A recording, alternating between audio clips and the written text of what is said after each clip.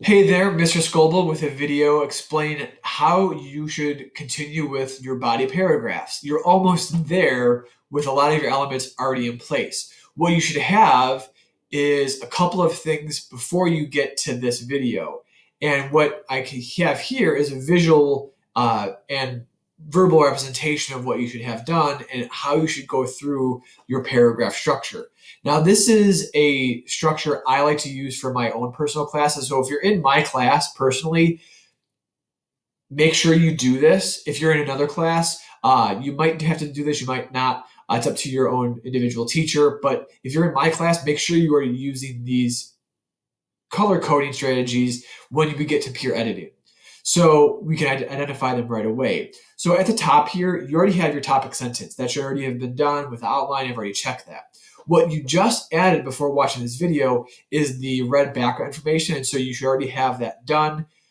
The highlight of the yellow lead-in, that should be done. Your italicized quote and evidence, you should now have that in place too. What you are going to add now is your orange analysis, and I'll explain that in a moment, and transition. So the orange and the yellow transitions are what this video is really going to touch on, and you can see the rest of the paragraph and how it's structured with a background to the evidence to the transition to the background again. So this is the structure of the paragraph. And so this strategy for my classes especially, make sure you do this and color code the parts of the paragraph you have done already.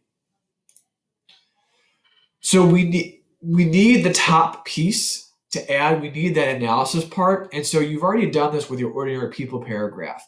But this is a good visual representation of how do you work your way up to the analysis. That first element is that thesis statement you had to have done. That's why it was the first part of this process. You worked your way up to the topic sentence and finding the evidence. And now finally, this last piece, you're putting your analysis. This analysis needs to explain how does the evidence explain and help connect to the thesis statement. So that's what the analysis is doing.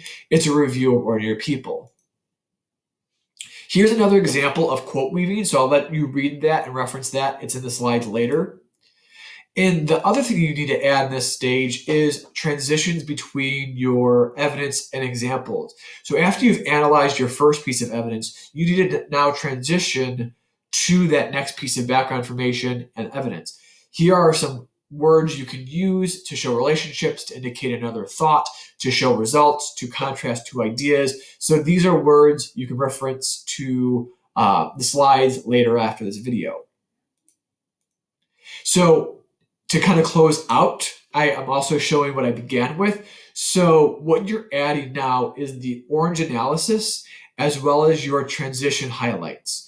So those are the final two components and you're done with your body paragraph. Congratulations. So you have the heart of the essay done. Now you just need to introduce and conclude your essay with those paragraphs. And that's what that next section of the Canvas module will be about.